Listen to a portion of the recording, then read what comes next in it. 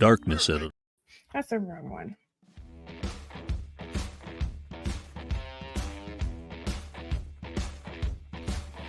Today's episode is brought to you by Bones Coffee Company. You can forget about boring coffee when you drink Bones Coffee. Not only do they offer a variety of flavors such as strawberry cheesecake and maple bacon, they are a family-owned company that puts great detail not only in their coffee, but in the artwork that comes on each individual bag. Bones Coffee has a coffee club that will deliver your favorite coffee to your door every month. If that wasn't enough, they also have some amazing swag to offer. Check out Bones Coffee Company today. I'll have my affiliate links in the show notes for you.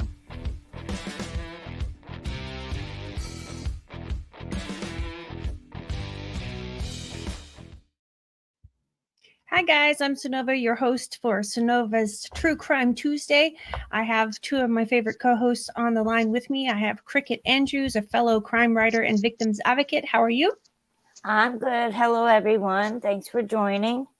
I also have my favorite research assistant, Tammy, on the line. How are you? I'm good. I hope you guys are doing good. I know this case is very interesting and we've had lots of conversations about it. I do want to say hi to everybody that's been blowing up the chat while they've been waiting for us to go live. I'll try to say hi to everyone, but I might miss somebody. There's Haley and Marion and James and Joanne and Venus and Billy Green and Victor. And I think there's a few others I've seen somewhere else commenting. So if I missed you, I am sorry. I do want to give a shout out to Miss Joanne. So you see these pretty earrings? Those were a gift from Miss Joanne. She came out to the festival I was sitting at Saturday and she's like, hey, you want these? And I said, yes, ma'am, I do. And so these earrings are courtesy of Joanne. So thank you, Miss Joanne. So tonight we're going to do our normal sharing contest. So everybody that has shared that, make sure and put a comment shared so I know, and I will add you to our list. I'll put you on my wheel of names. We'll spin the wheel at the end and we will be giving out these. I got some new little cards and got them all autographed so they look all official now. These are my 22 caliber earrings. These are 22 caliber bullet caps shot by me. So I'm sorry, my light's off. It makes my hands look like plastic. It's weird. So anyway, so I've got some new earrings here that whoever wins the sharing contest will get a set of earrings. As usual, make sure and check out Bones Coffee. Every bag of coffee that you try helps me make more videos for you. So thank you very, very much. So I think that's all the announcements we have today. We're going to jump into a case of Peter Stewart. Now, Peter Stewart, we actually mentioned him last week because I'm going to pull this up so I have it to reference.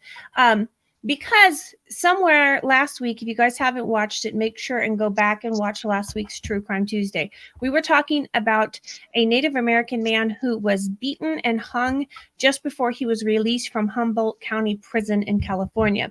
Now, someone had written an article and was trying to tie him to 3 or 4 other cases and then tried to tie him to cases around the U.S. and make a giant conspiracy against Native Americans there. And we kind of discredited that a bit, and we talked about how those kinds of theories actually take away from solving the case, and they're actually harmful. And so we kind of showed each one of those cases and how they differed from each other and how we didn't believe that they were actually connected. And that each case was important, but by putting them together, they're actually not helping the case at all. And so we also mentioned this case, which they tried to tie in with it as well. And it's about Peter Stewart. We're talking a 25-year-old Hoopa Indian, Hoopa Native American, I guess we should say. I'm a little bit Apache, so you'll have to forgive me if I say Indian because I was raised saying that. But we're actually Native Americans, but he was Hoopa, and he had some mental health issues. He had been recently released from the local mental health hospital, and he had a break. Now, on June 3rd is actually when the situation started. June 3rd, 2007, he had a breakdown, and he ends up causing quite a stir and a police standoff. The house that he's in ends up burning down, and we get all of these hideous headlines that make you really hate everyone involved and think all these things happened. And then once you dig into the case, you find out that the headlines aren't actually accurate. So I'm going to read you these headlines, and I want you guys to see how inciting this is, how it incites anger and violence. And so this is on it's a cop watch website. It's a place that it looks like the whole website is about how they're trying to catch cops in doing things that they shouldn't do. And so there are bad cops out there. There are misinformed cops out there. There are cops that use excess violence. So I'm not saying that does not happen. I am saying, however, that you read some of these headlines and some of these things that I'm going to read to you out of this post, and you will find that they are flat out not true. And you'll find out that you're inciting violence against a group of law enforcement who actually tried very hard to keep this man alive. So his name is Peter Stewart, and on June 3rd, he actually went to someone's house that he knew from his childhood. Now, he's 26 years old. He'd been out of high school for quite a while, but he hadn't seen these people for 5 or 6 years. He had only seen them a half a dozen or so times since graduating high school. So it's someone from the area that you kind of knew of, but he didn't know them well enough to do this. He had a mental breakdown. He shows up at this trailer house in a rural area, and he breaks down the door. He breaks into the house. He is wearing a wetsuit top and a trench coat, and he starts saying random strange things. He quotes some movie quotes, and he starts talking some very violent things about how he slit someone's throat. And then the man that was at the house was actually sick and in bed. So this 26-year-old man in a trench coat, speaking about all these unspeakable things, actually gets in this man's bed with him and starts talking about how he slit someone's throat and he needs to kill a mama's baby or something along those lines. He's really talking out of his head. He's not making sense.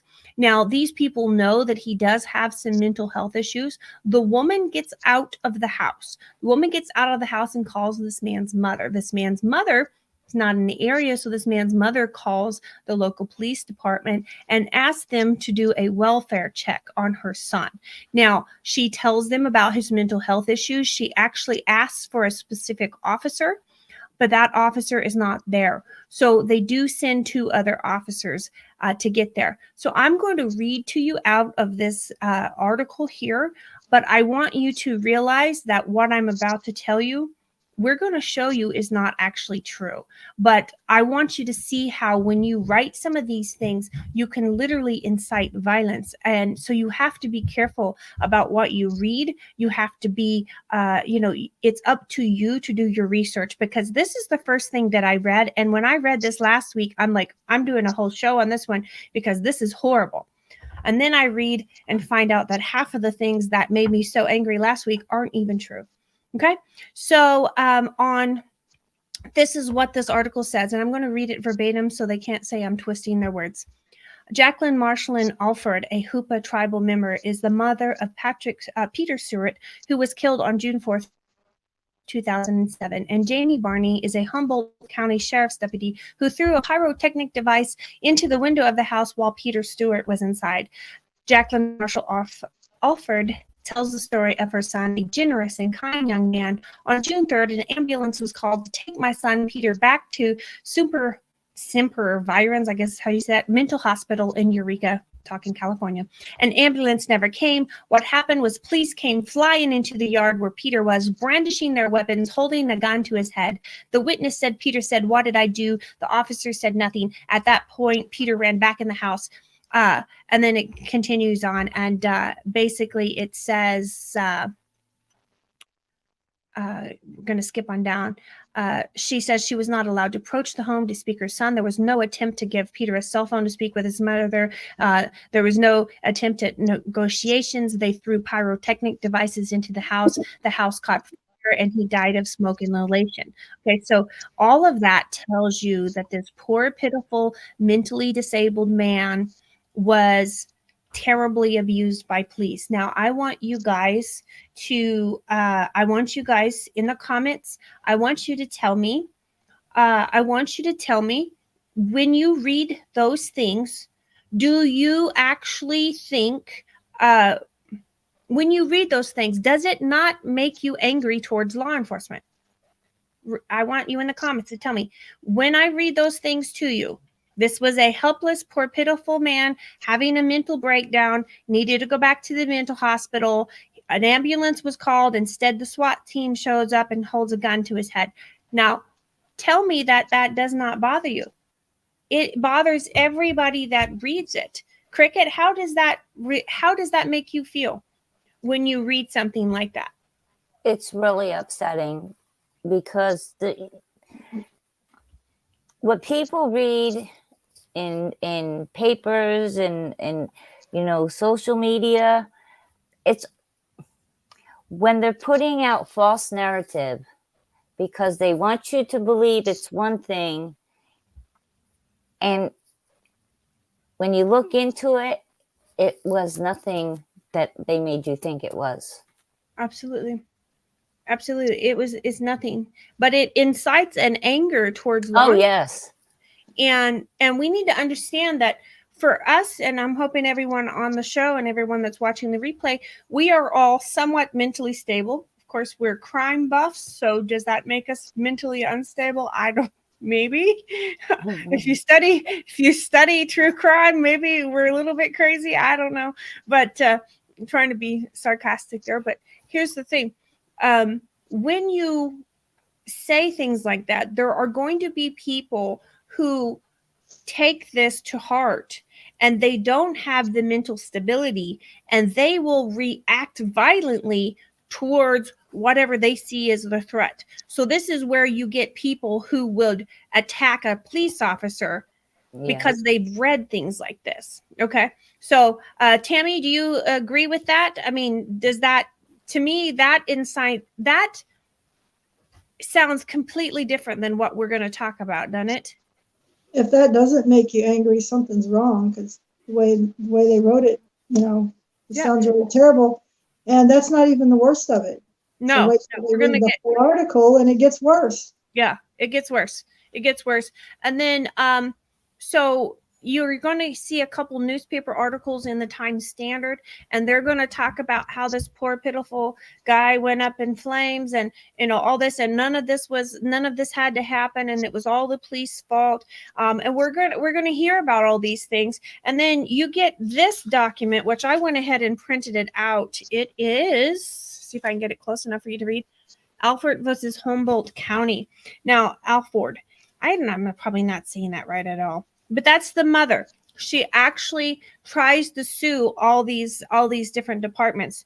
So we're going to go through this, and this is the court documents that tell everything that happened, shows her evidence, shows the evidence that the police, and then this judge is trying to make a decision on if there's enough evidence here to go to a trial and put it before a jury. So he's not even making is this true or false type of thing. He's just trying to say, okay, was there rights violated? Was there police violence? Was there this? Was there that? Is there something to take to trial? Okay. And so this is what this document is. Now, this tells us that this violent interaction, it actually started at 3 p.m. on June 3rd. Okay, 3 p.m. on June 3rd, the officers actually arrive on scene. Now, what happened was these two officers were already warned by the mother that her son was going to be nervous because officer so-and-so, whoever it was, couldn't show up. He wasn't available. So they knew not to come racing in with their sirens. They didn't come in with their sirens. The Mr. Moore, who owned the house, who was actually somewhat captive of Peter at the time. Not intentionally, he would be let go, but at the time, Mr. Moore was in the house with Peter. Okay. Now, Mr. Moore did say, yeah, they pulled up kind of fast, but they stayed a good distance from the house, and the two officers got out without their weapons drawn. They got out of their vehicles. They walked to the front of their vehicles. They did not come in the house or storm the porch. And they said, you need to come with us. We came here to check on you. Your mom's worried. Okay. So they did not come raging into the house. They did not bust down the door like you see, SWAT teams do on the TV shows. They did not. So this man comes out onto the porch with 2 butter knives and threatens the officer. He has 2 butter knives. Okay. What do? Normally, you threaten a police officer, they pull their gun, they shoot you. You're dead. They did not do this. Instead, they said again, you need to come with us. Your mom's worried. Your mom called us. Okay. He would not listen. Okay. He went back into the house. He did eventually send Mr. Moore out, which was the guy that was sick, and that was laying in the bed, and he ended up laying in the bed and talking about all of these horrible things. Okay. So you're talking about Peter and Mr. Moore. Peter was the one that was having the mental breakdown at the moment. Now, Peter found a gun. He found a pistol in Mr. Moore's house. Mr. Moore told the law officers there that I have several guns in the house, and I have some ammunition that's put away, but I have quite a bit of ammunition for those weapons that is not secured. So if he looks hard enough, he can find those. He had hundreds of rounds of ammunition in this house, hundreds, maybe thousands of rounds of ammunition in this house. So here comes this 26-year-old man. He steps out on the porch again. Okay. And this whole time, the police are trying to get him to come out and come with them. But he has already told Mr. Moore before the police got there that he was not going back to the mental hospital no matter what. Okay. So he's standing his ground in Mr. Moore's house. Okay. He comes back out with the pistol. He finds Mr. Moore's pistol. Well, it doesn't have bullets in it. Okay. But the police don't know. He comes out and dry fires that pistol 2 or 3 times at the police. Do the police fire back? No. They do draw their guns and say, we could shoot you. We're not here to hurt you. Come with us. Okay. He will not do it. He storms back into the house. He comes out again. And this whole time, they're trying to talk to him over their speaker because the house does not have a landline. It does not have a phone line that's working. It was out for some reason. So they're trying to talk to him, trying to negotiate with him, trying to get him to come out. Now, by this time, they have called for backup. There's 2 or 3 different police departments there. The tribal council police department is there. So the tribal police are there as well. And they have brought in some mental health professionals. They have also brought in a negotiator. So they've got 2 different kinds of negotiators there. Now, you're going to hear the mother say in some of these articles that they weren't allowed to negotiate with her son. Well, that is not the case. They tried to negotiate with him over the loudspeaker, but he would not open a dialogue with them. He would not talk back to them. He would not answer them. So you can't negotiate if you can't have a 2-way conversation. Okay. So this is where we need to understand that everything that the mother has said so far isn't quite accurate. Okay. Now, I'm not saying she's lying outright. I'm saying she's a trauma victim and she's looking for somebody to blame because that's how we process trauma. It's much easier to deal with the trauma if we can blame some bad guy for doing this. In reality, this was a mental health breakdown. And it's a very horrible, tragic event. But there is no one bad guy in this situation. So, but anyways, we're going on through this. Have any of you in this chat, because I've seen some more people. Doodlebug, hello. Venus, hello. Victor, I think I said hello. I'm not sure if I said hello to you earlier. Does anybody in the chat think that you can come up to an officer and pull even butter knives? Normally, they don't care what it is. If you start to pull something, they're going to shoot you. So this man pulled 2 butter knives. This man said he wasn't going to go back. He cussed at the police officers. He also come out with a pistol, dry firing a pistol. Okay. You're going to find out that a few hours later, he came out with a rifle and dry fired it at them too. He couldn't find the ammunition yet. Okay. So how many times do you think that they are going to allow this man to come out and point a gun at them? And they have not shot back as of this point. Do you think that police are going to allow that in a normal situation? Most of the time, you go for something, they don't even have to think you don't even have to know for sure it's a gun. They're going to shoot you. Yeah, and then ask questions. Exactly. So this is where I have a hard time seeing the excess force here. We are talking about a standoff that would eventually last 24 hours. So this sick man, this man needed his medication. This man needed to go back to the hospital. This man needed help, but they can't negotiate with him because he won't listen. He won't respond. Every time they try to talk to him, he's bringing out another weapon and firing at them. Whether it has bullets or not, he's still shooting at them. So it's just a matter of time until this man stumbles along those bullets for those weapons that he is using. And so how many times are police supposed to let this man shoot at them? So this is the way most of the time it works. You pull a gun on a cop, they're going to shoot you. They're going to shoot you, and they are a better shot than you. They're better trained than you. They've got better weapons than you. Most of the time, they got body armor on, and you don't. So if it's one of those things that I've always said, if you're stupid enough to pull a gun on a cop, and you get shot for it, don't whine about it later. But in this situation, they are being very calm because they know this man has mental health issues. They are literally, so what they did when he came out with the gun the first time, they moved their cars back a little farther. So they actually extended the perimeter a little ways farther. They all started standing behind their cars. So at no point did they storm the house. Okay. So here comes the next situation. You're going to find when you read all this, I went through and I highlighted all these papers, but you're going to find out that the mom got to the scene. Now, she never does specifically tell the judge, even though I've seen 2 or 3 places where it was asked of her, never does tell the judge exactly when she shows up on scene.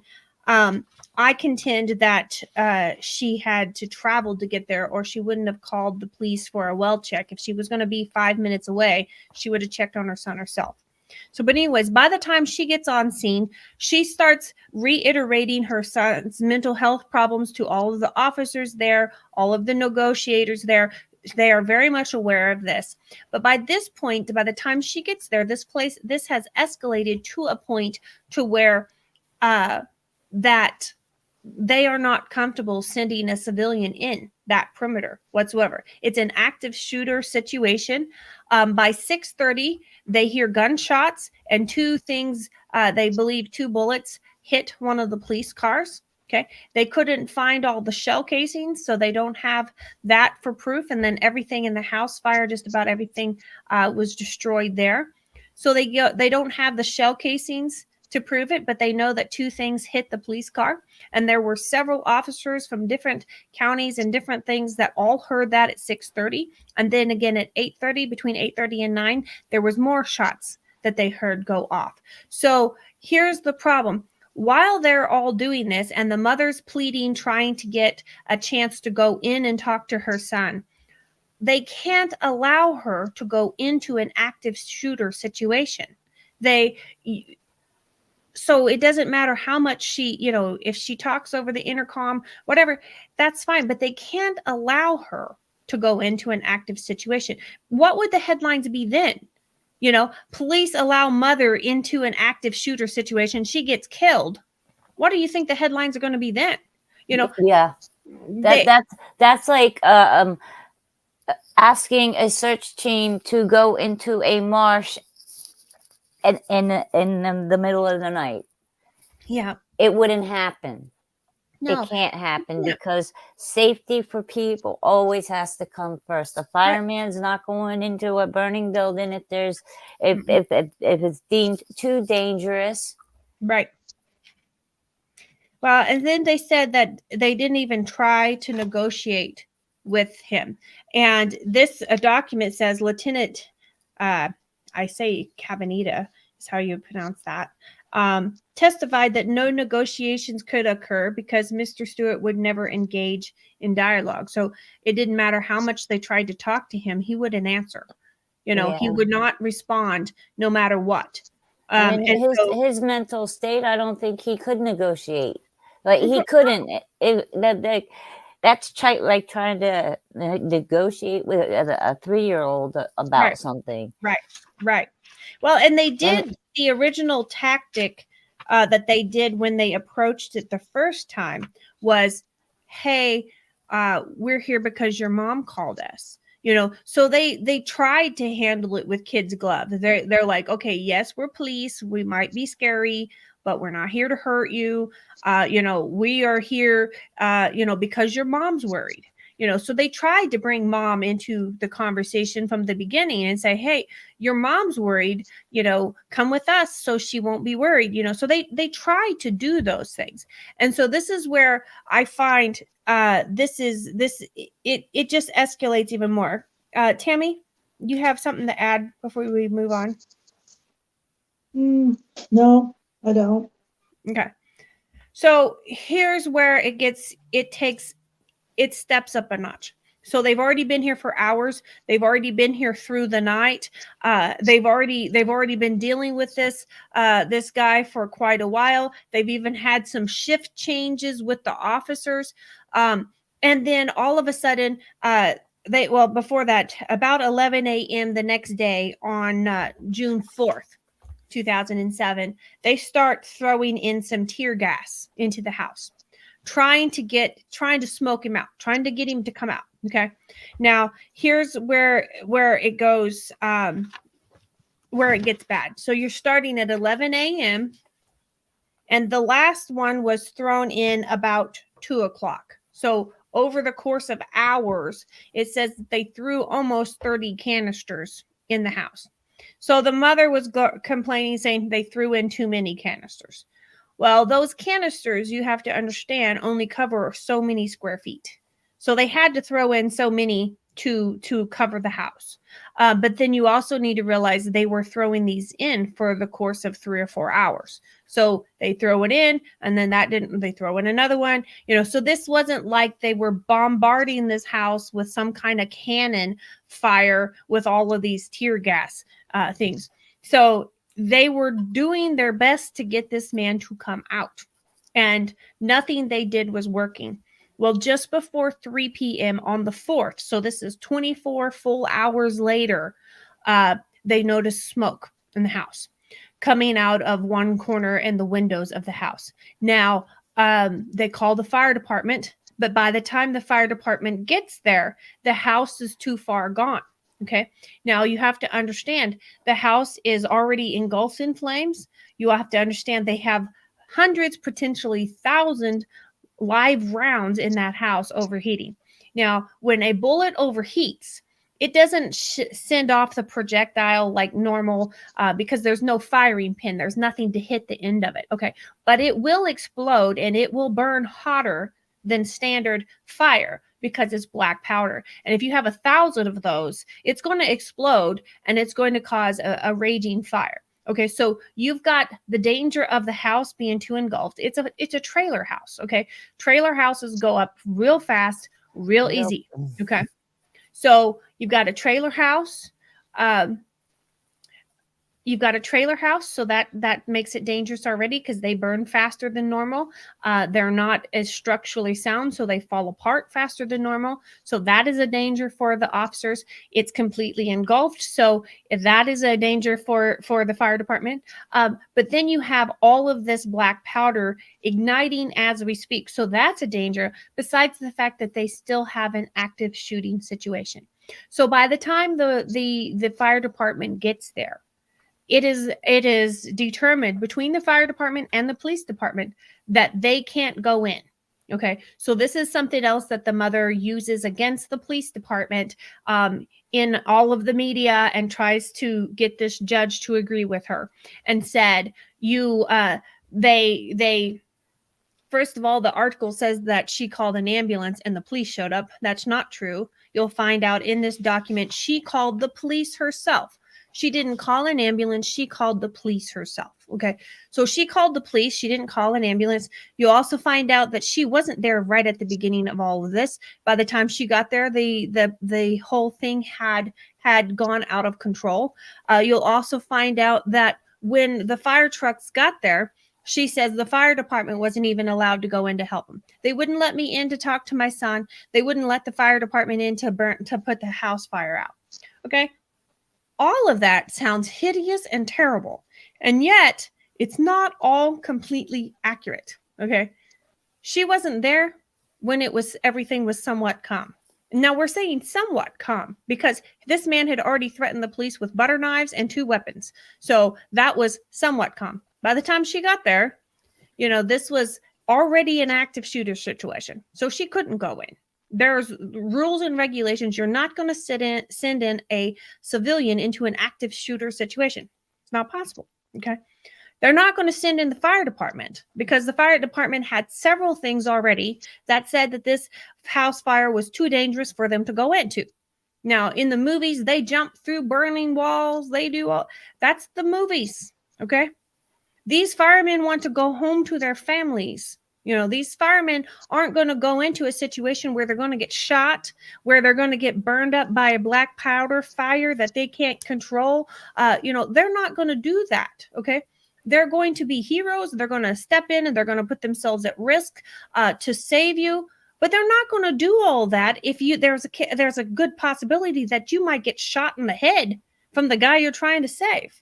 So there were several determining factors that the police department and the fire department both agreed upon that made them stand down. Okay. So eventually the house does burn down. The body of Patrick Stewart was found next to a bathtub full of water, and he had wet sheets wrapped around him. He had died of smoke inhalation. Okay. So this is a tragic, horrible, horrible story where you have someone in the middle of a psychotic break who doesn't get the help they need and ends up dying because of it. But what I really want to talk about is how drastic of a difference you see in all of the news articles versus what you see in this actual legal document. Okay. When you read through the 14 pages of this legal document, you find out that the mom said that her son's 4th and 14th Amendment rights were violated. Okay. The 4th Amendment, I believe, is the one that says excessive force. Does anybody in the chat or you girls, do you see any point in this that shows excessive force? No, I commend the officers, the way they handled it. So many times, we're talking about corrupt police and police not doing their job and police using excessive force. But in this case, I feel they did everything they possibly could. And I have to look like, as mothers, seeing your child in that situation, I can see her escalating what was really happening. Yep. It's a trauma response. It is, yeah. You know, it's a trauma response. And you want somebody to pay. Absolutely. Absolutely. And you never want to see your son as in that kind of situation. So you don't want to see your son as having a psychotic break and busting down somebody's door and breaking into their house. You don't want to see him having a psychotic break and talking about slitting people's throats. You don't want to see your son threatening police officers with a gun. You don't want to see your son as that. No mother does. And so nobody is here blaming the mother. I take the blame and I put it on the reporters and the bloggers, because they're the ones that's inciting public violence against some organization, which I feel like did the best they could in that situation. Now, there you go back and you look and you think, okay, well, they could have given him a portable phone. That way they wouldn't have been shouting through a loudspeaker. But they were afraid to approach the house. Even when they approached the house close enough to throw in the smoke grenades or whatever they're called, they had this bullet resistant sheet up, and they were hiding behind it, trying to get the smoke bombs in the house. So they were ready to be shot, and yet they stayed there for 24 hours trying to get this man to come out, and yet they were actively being prepared to be shot if necessary. So excessive force to me I don't see it here. Tammy, do you see it here? No, and I'm thinking about, what about the homeowners? Look what they had to go through. Absolutely. And that's something that ticks me off. In one of these articles by the Times Standard. Now, this blog post of the Cop Watch blog, that is an individual. Okay, that's an individual blogging. They have a right to say whatever they feel like. It's their individual blog. But the Times Standard is a professional newspaper that is supposed to be professional. And they go on and they talk about all this stuff and about how this man was such a good man, and they can't believe that this happened, and this was this and this and this. And there's literally one sentence that says the family that was living in the house lost everything they own, and now they'll have to start over. And immediately the next sentence, they're going back to this mom's argument and the poor, pitiful mom. And it is a poor, pitiful mom. I'm not saying that it's not. And I have to commend the family that lived in the house too, the way they handled it. I mean, yeah, they knew this person when he was a child, but when you're in that situation, you know, the aunt got the 9-year-old out, and Mr. Moore got him to the point where sitting down at the table eating a sandwich. Everyone was trying to work with this man's mental health issues. Everybody. And so to me, I'm sitting there going, it is horrible. I hate it for this mother. But this is not the police department's fault. Is this a California case? Yeah, I'm typing it now. Humboldt County, California. And so that's where I feel like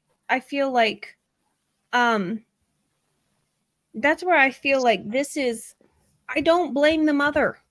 No. I do think that when someone writes on their personal blog, it is their responsibility to be professional. And I do my best when I write on mine to be as professional as possible. I also try to go back and find 3 sources for every bit of information that I have to verify what I'm saying. Now, I get things wrong, and I am the first one to admit it publicly. Okay, I was wrong about this, and I will go back and change it. And I feel like that is what you're supposed to do as a professional. But when you have a newspaper that covers the entire county, or however far this newspaper reaches, it's your job to be professional, and so I expect a professional newspaper to keep their standards even higher than a blogger would. And I find it shocking and surprising that the newspaper would report on something like this. And then as as it's going, they might say, this is what's going on, this is as we know it. But as the new information comes out, I never did find a newer article that says, okay, we were wrong. Now this new information's out here. And this is where we were wrong, and this is what happened. Yeah. You know, Chris, this case was handled the best way it possibly could have in this situation. I agree. The way it was mishandled in this situation Was is with actually the by the press. Yes. The police did everything they could. James Tate says, listen, there's good cops out there. Please pray they put their lives on the line every day. Yes. And James, that's the reason why I wanted to do this video, because I thought once I found out that this video was completely opposite of what it was when I first seen the case, I thought I definitely have to do it now, because all of these law officers came under suspicion in this case, and there was like 3 or 4 different departments here together, including the tribal nation department and including the fire department. And I'm sitting here going, every one of these men and women, every one of them took 24 hours of a high stress situation, life and death situation, ready to be shot by this man, trying to still talk this man down. Now, you can't tell me that that isn't heroic and that isn't worthy of having a badge. You know, so to me, when you dig in there and you find out that this is the way it was handled, and then you find that the newspapers are trying to vilify the actual people who tried so hard for 24 hours. That's what I find disturbing about this case. I hate it that this young man died. I hate it that this young man had this break. I hate it that the mother wasn't there to hold him when he died. I hate that. I hate it with everything that I am. But I also hate the fact that those other people lost everything they own, you know, and they only got one sentence in the newspaper about their tragedy. Somebody broke into their house, disturbed their safety, their sanctuary of safety, caused so much chaos they were terrified enough to call somebody for help. You know, that's not even talked about. I had to get this right here before I got all the details about what that guy had actually put that family through. And the fact that the first person that she called was his mother. That was the first person she called. She didn't even call the police herself. She called the mother. Yep. You know, that is a good community that knows this man has problems, and they're doing everything they can to help this man because he's a man of the community and he has these problems, and the whole community is aware of it and doing what they can. You know, so this is a tragic, horrible thing. To vilify all the police that were there putting their lives at risk for 24 hours, I think is wrong. And I hate the fact that this newspaper chose to do this and never chose to write a retraction to anything. You know, and never chose to give this poor family any publicity.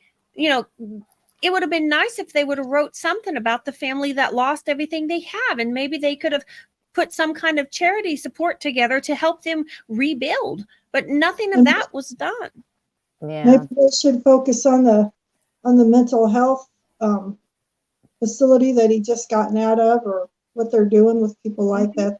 They could be more helpful if they focus on what to do with people like that. Yeah. And then, like, Cricket had a good point. She said, how long should he have actually been released? How long had he been released? And should he have been released? Did they release him too soon? You know, we don't have any of that information. And nobody ever mentioned what his mental health issue was. You know, was he schizophrenic? Was he, you know, what was he? So we would know. You know, and two, you're talking 2007, so there's a lot more public health information available now. There's not enough, but there's a lot more available now publicly than then. So you're also probably dealing with a lot of officers who weren't educated in whatever he had. So this is where it to me, I wish I would have known, was he schizophrenic? Was he, what was he dealing with?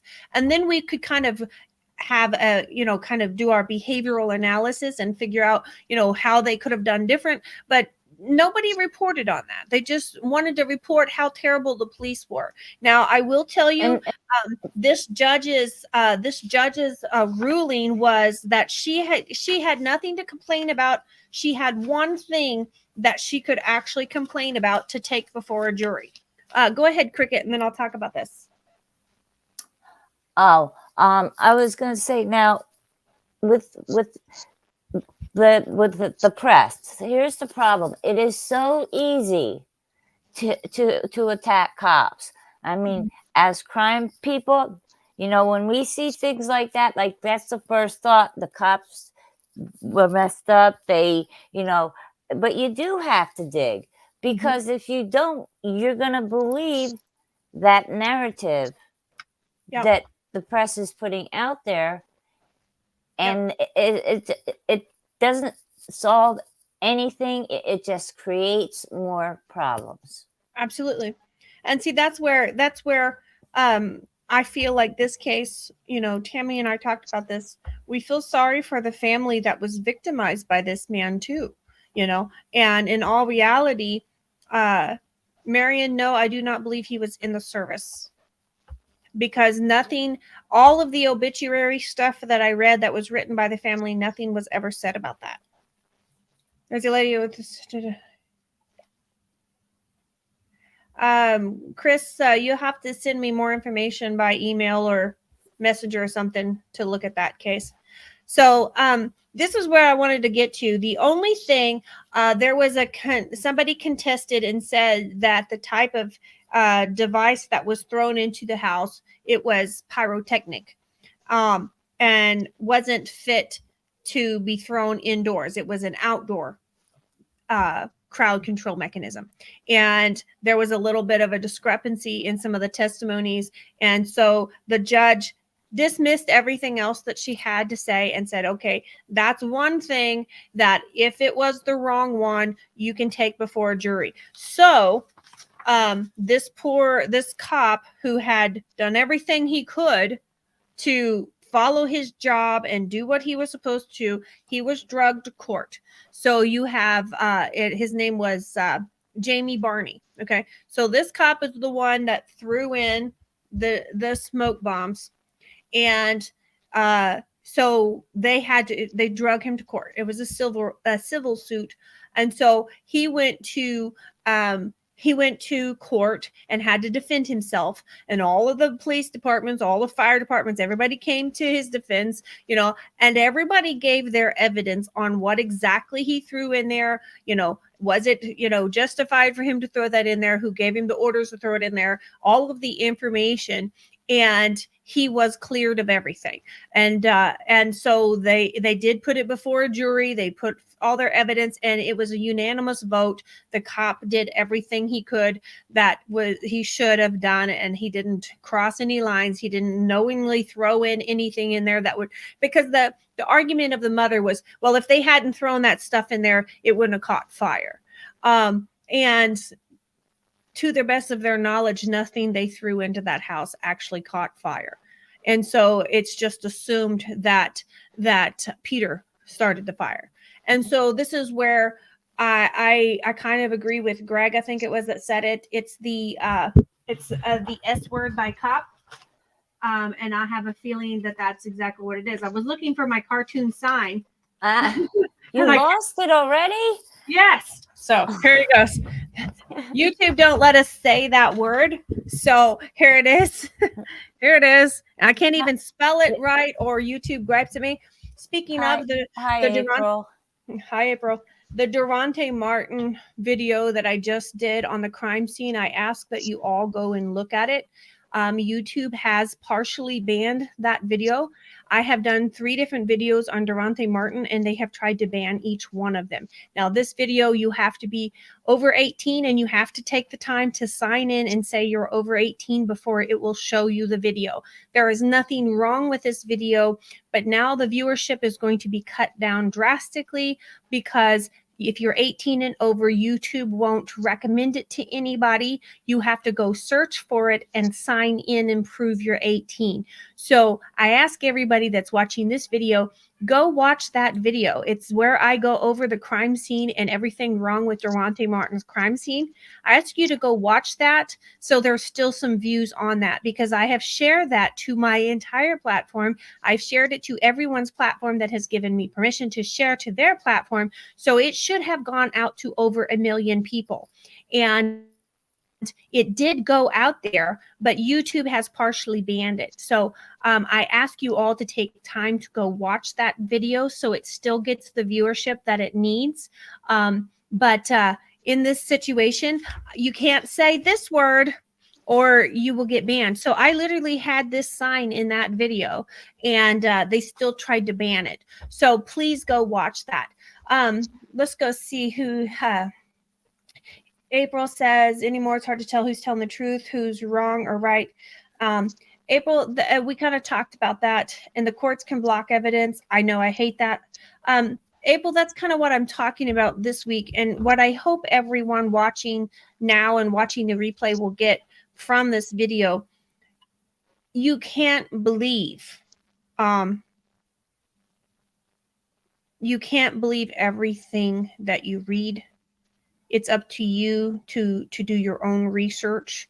Always try to find 3 separate independent sources that say the same thing. Make sure that it's not copied and pasted from the original. Make sure you've got 3 separate sources trying to verify what you're looking for when you're researching online.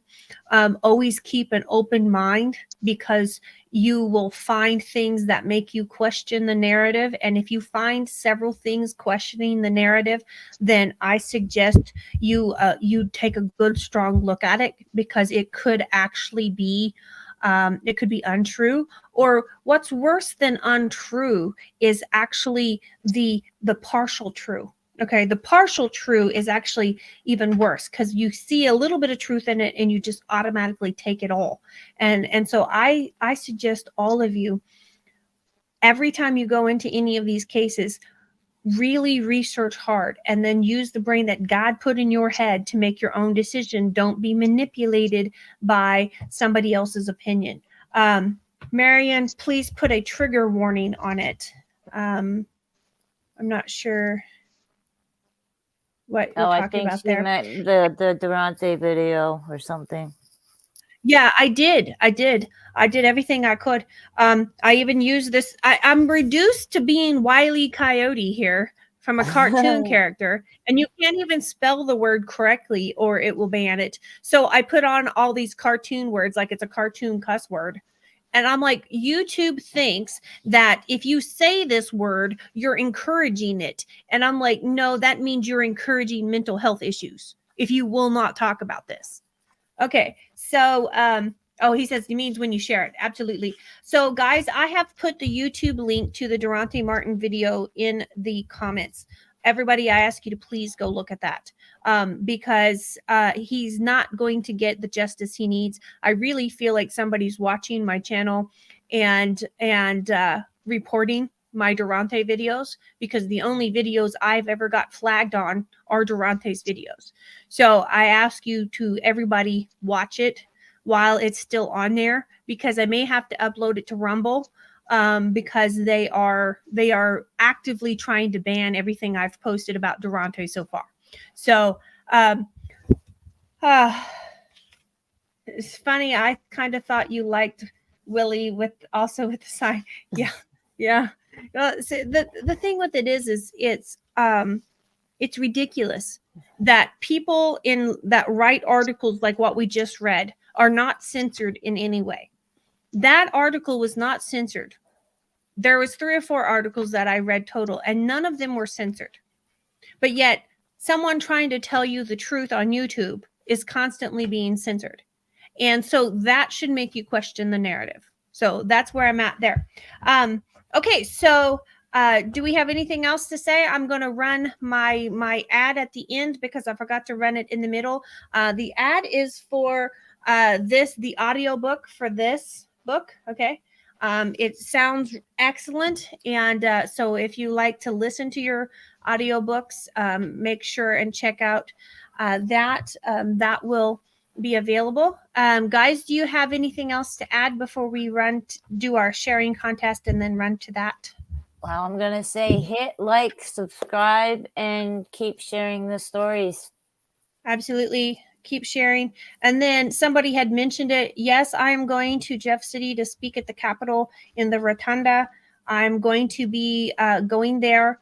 I'm going to be going there on the 30th. So make sure and check that out. So I'm trying to find my audiobook. Trying to find my audiobook. Yeah, I just wanted link. to say on this case, the only way we could find out the real truth was going to the legal documents. I mean, none of the papers had it. Yeah. No, none of the papers would show anything. And so that's where, okay, so here is the link to the audiobook. So yes, I will be on at the 30th. I will be at the Capitol at Jeff City, and I will be speaking as a victims advocate for Madison County mothers and family members that have lost someone. I'm going to be speaking on the 30th from 12:30 to 3:30 at the Capitol at the Rotunda. So if you are in Jeff City on the 30th and want to come out and see me and support me, I'd appreciate it. The bigger crowd that I can get, the more attention we will get. So yes, if you can come and support, I would very much appreciate it. Okay, Tammy, have you been keeping track of track of our people? Yes, ma'am. Yes, ma'am. You are so good with that. Are you ready for the names? Hang on, I've got to open it up. Okay, wheel of names. Okay. I've got Haley, Billy, James, Venus, Marion, Karen is all that I've seen. That's all I can see on YouTube. Okay. Have we missed anybody, guys? Did I miss anybody, Karen? I don't see anybody else. I know Venus told me that she had shared, they had shared. Venus shared. Billy Green shared. Venus, James, Marion, and Karen. Okay. All right. Let's see if I got anybody else. All right. Joanne shared. Joanne. Joanne. She fooled me. She didn't put it up there. All right. So we're spinning the wheel. Drum roll, please.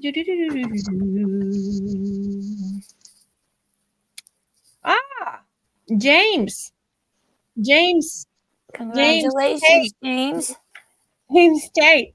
All right. Do you wear earrings? Or are you going to give it to Marion? Do you wear earrings? Or are you going to give them to Marion? Well, he might like to wear them because they're bullets, you know? Yeah, you can wear them if they're bullets. I mean, I'm wearing them, but so, okay. So James Tate, you're the winner of the earrings tonight. I will send them out. So James, I need you to send me a messenger message for your address, because I don't think I've sent you anything before. So guys, check out the audiobook. That really helps me. Check out the Durante video. And if you're Jay says, yes, I'm giving him to Marion.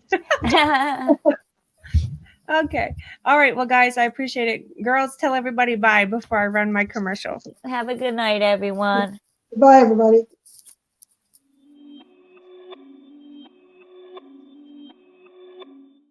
Darkness settled around him as he locked the law office door. Like a lamb led to the slaughter, he knew he was next. He'd stood against the Dixie Mafia's machine in Phoenix City, and he would pay dearly for it. 28 times blood had been shed without justice. Law enforcement, judges, and local politicians were all connected to the criminal organization, and they had sucked the life out of the community for decades. Who was he to think he could escape their grasp? The people tried to make a stand and voted him into office, but Albert Patterson would never take the position. As he walked to his car, a gunman emerged from the shadows. Patterson felt a cold steel barrel shoved against his teeth. The projectile tore through his skull, but the gunman's fury wasn't finished. 2 more bullets ripped through his body as he fell to the ground. The sacrifice bled out on the street as the gunman hurried away. The faint streetlight glinted off the badge on his belt.